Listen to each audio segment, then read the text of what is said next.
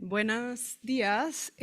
Mi nombre es Luisa Sierra. Actualmente soy directora de Energía de Iniciativa Climática de México.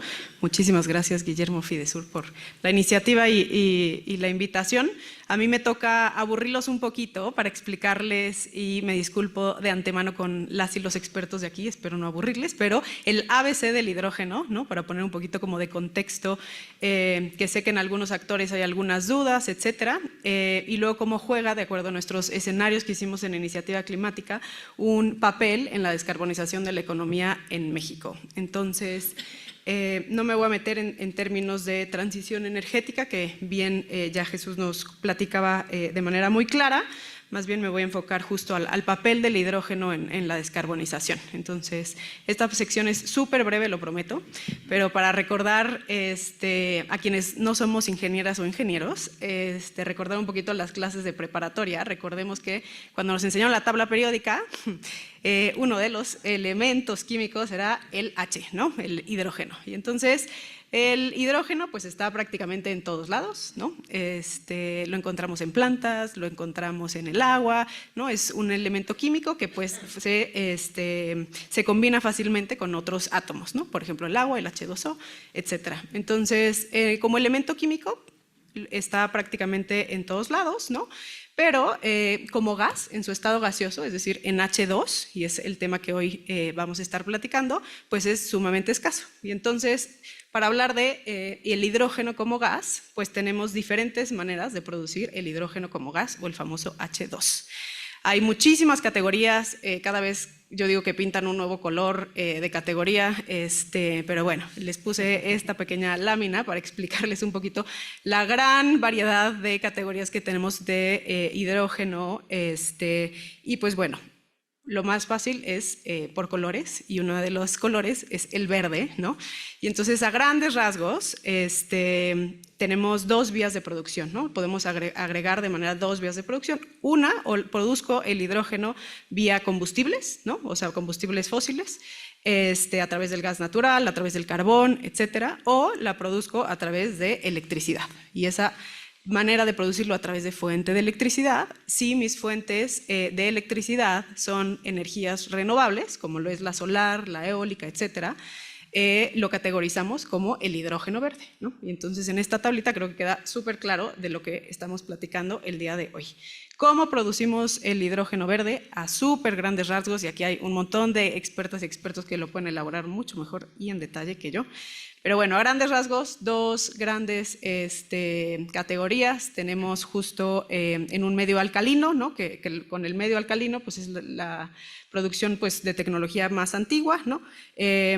Funciona, escalarlo a grandes, llevarlo a una escala mucho mayor tiene sus retos, pero también la producción con fuertes intermitentes también tiene retos en su operación, ¿no? Tenemos otra manera de producirlos a través de membranas, y en términos generales hay dos principales membranas. La membrana de intercambio de protones, ¿no?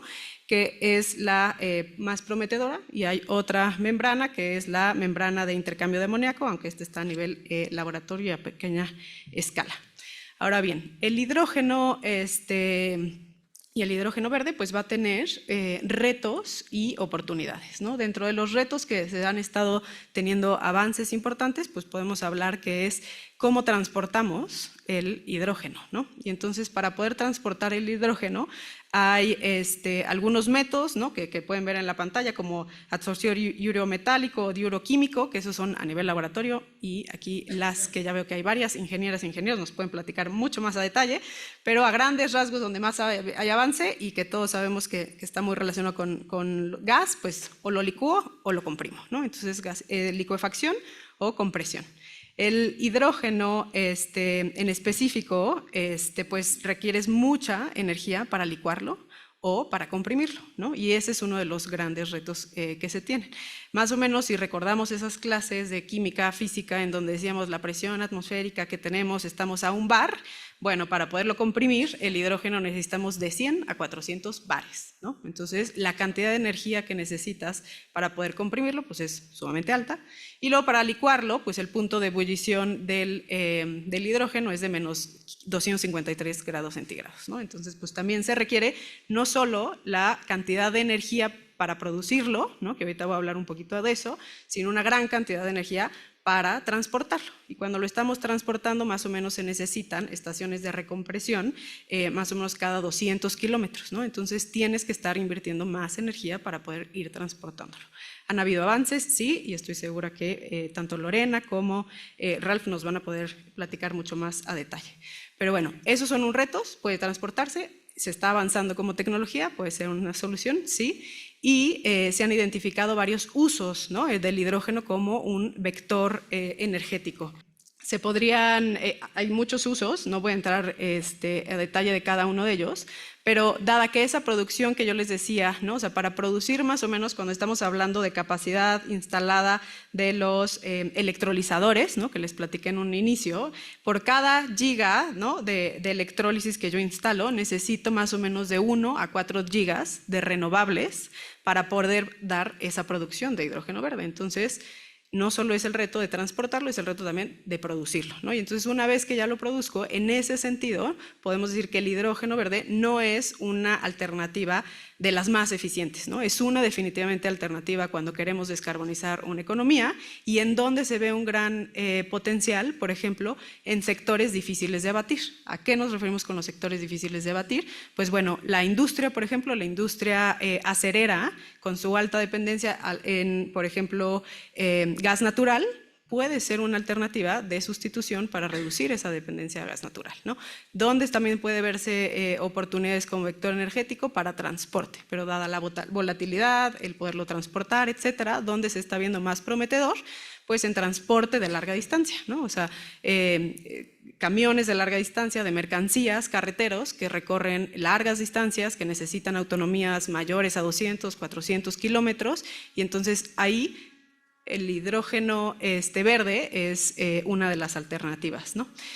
Y bueno, para el sector eléctrico también han habido avances y ahorita lo voy a explicar un poquito más para reducir la dependencia en sectores, en matrices eléctricas altamente dependientes a gas natural, como es el caso de México, ¿no? Y ahora bien, ya rapidísimo, a nivel, una vez que terminamos un poquito como este contexto de cómo lo producimos, cuáles son el reto de transportarlo y dónde puede ser utilizado, potenciales, ¿no? Y el potencial, aquí uso una fuente, la verdad ya no la he podido actualizar, es del año pasado. McKinsey hizo un estudio que nos da justo un panorama muy interesante, a quien le interese lo puede descargar, pero ¿qué nos dice? Pues que justo los costos de los electrolizadores sin duda han ido bajando, pero ¿qué necesitamos? Pues la implementación de más proyectos para que eso de costo de los electrolizadores pues continúe a la baja, ¿no?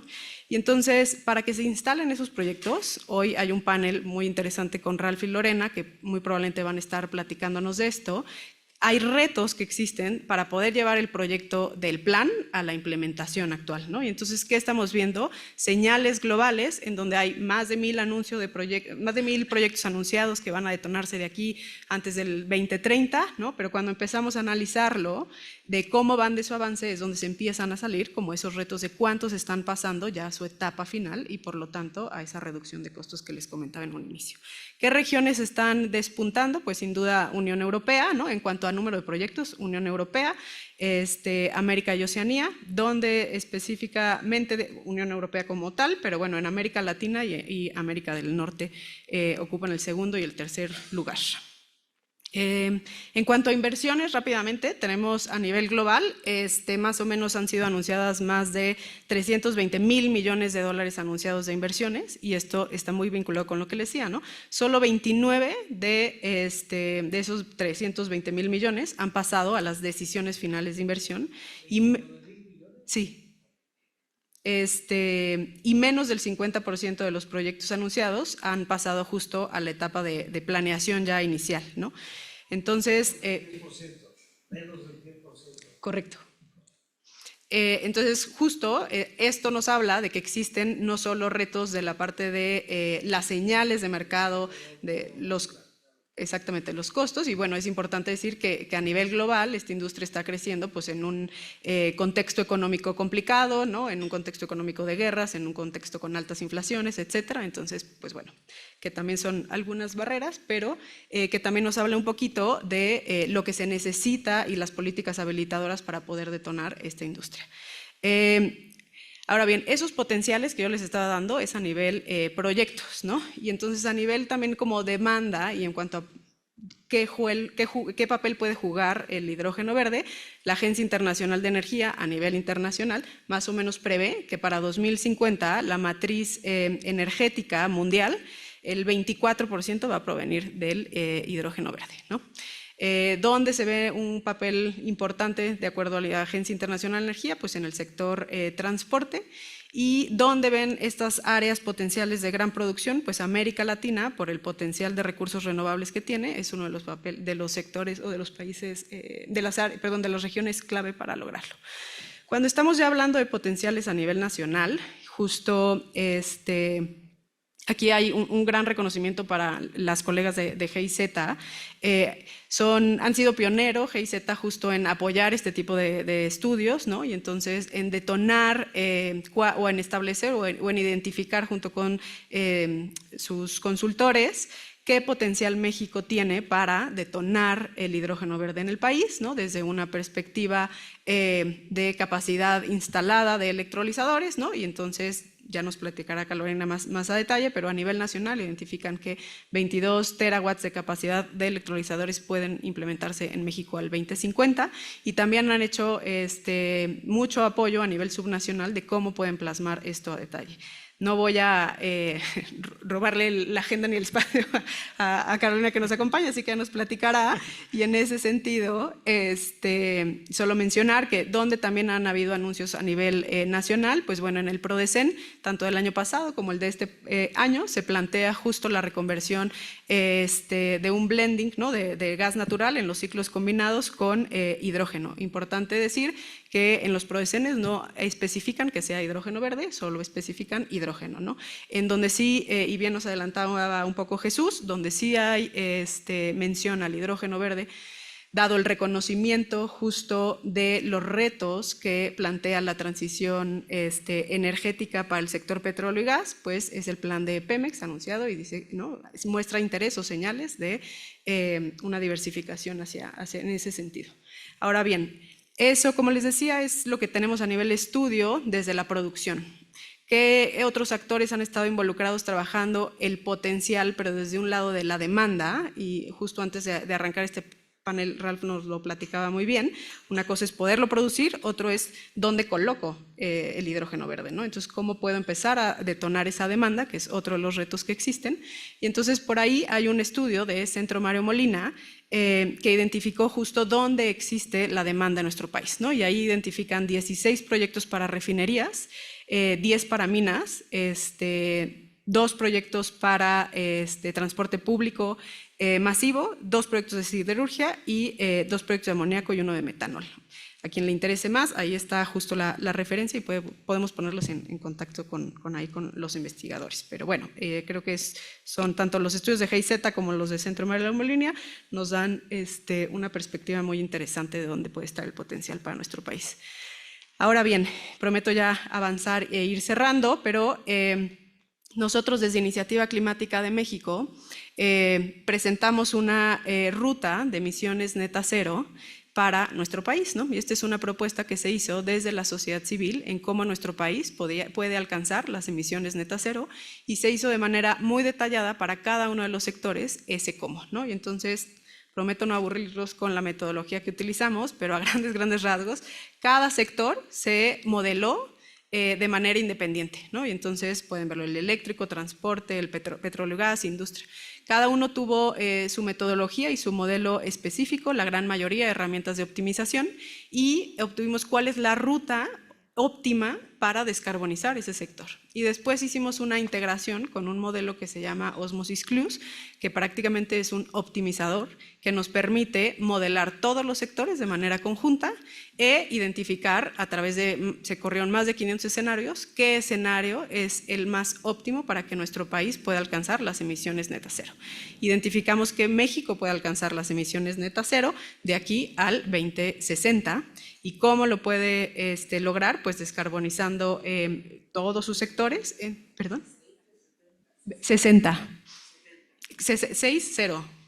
Perdón, sí, 2060, sí. Correcto, para eso pues se proyectó justo el escenario tendencial, ¿no? Que terminamos con 1.268 millones de toneladas y pues para llegar a emisiones net cero pues necesitamos reducir esas emisiones, ¿no? Y entonces, ¿qué sectores son los que más reducen emisiones? Perdón. El sector transporte, el sector electricidad y el sector industria. Justamente que son sectores relacionados con hidrógeno verde, o donde les mencionaba en un inicio que el hidrógeno verde puede jugar un papel importante. Y entonces no voy a entrar, porque el panel no es de emisiones net cero, pero sí voy a entrar un poquito en detalle de acuerdo a esta ruta y esta trayectoria, donde identificamos que hay potencial para el hidrógeno verde y cuándo.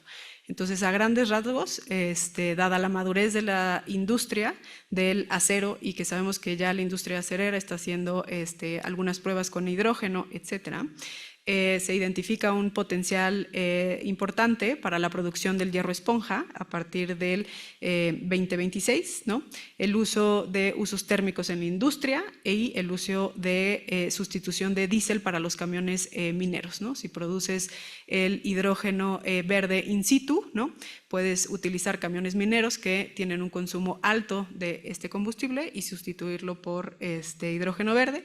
Número 2, en transportes, como les decía, en transporte de larga distancia más o menos se prevé, ¿no? Y esto alineado a diferentes escenarios analizados como los de la Agencia Internacional de Energía, para el 2040, para transporte pesado de larga distancia, ¿no?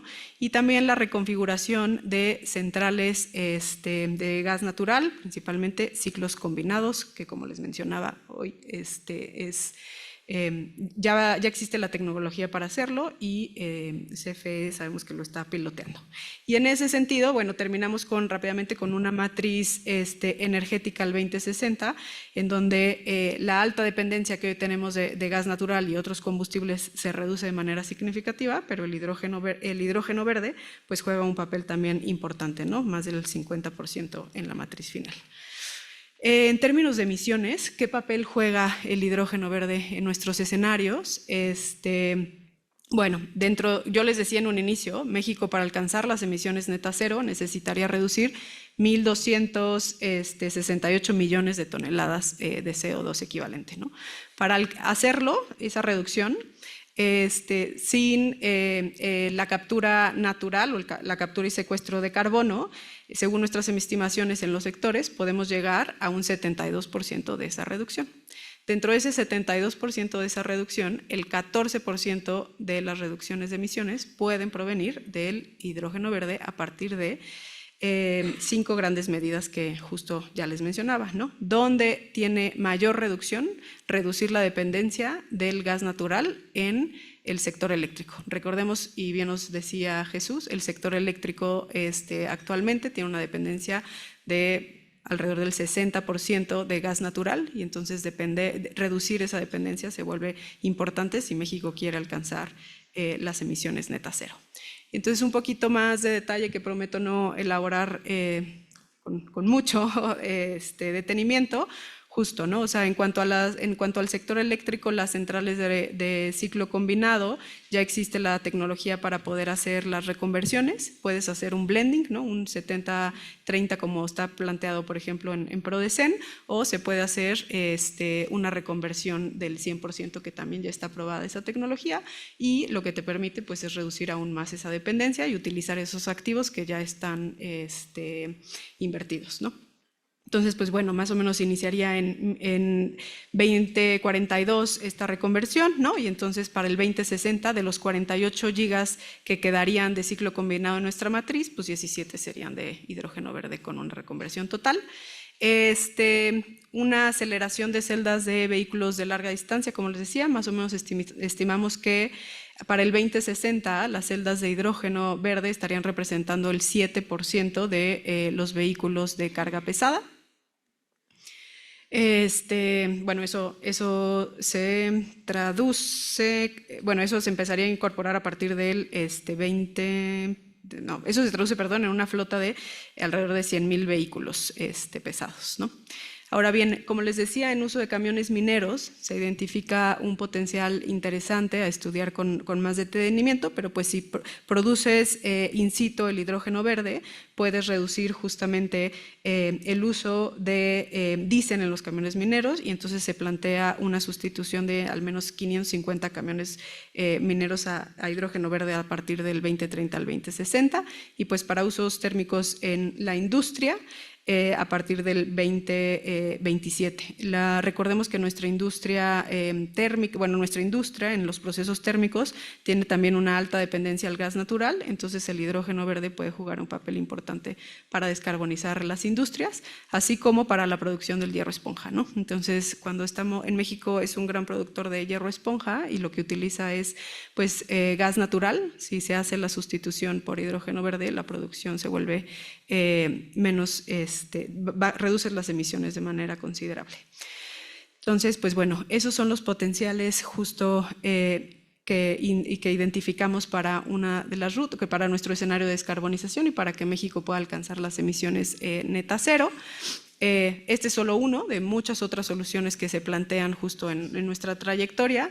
Y ya para concluir, justo diríamos esto, ¿no? O sea, el hidrógeno puede jugar un papel importante en la descarbonización de la economía de nuestro país y de muchos otros países. Sin embargo, es una tecnología que no es la solución para todo, ¿no? No podemos solucionar o creer que vamos a solucionar todo con hidrógeno verde, dada la baja eficiencia que se tiene, que les comentaba en un inicio, y en ese sentido hay que ser estratégicos en dónde queremos hacer el uso de esta molécula, ¿no?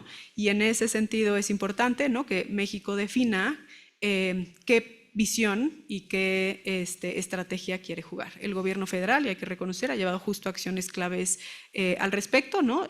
Sacaron los lineamientos en materia de hidrógeno y la incorporación en planes federales como el PRODECEN, como el Pemex que ya les platicaba.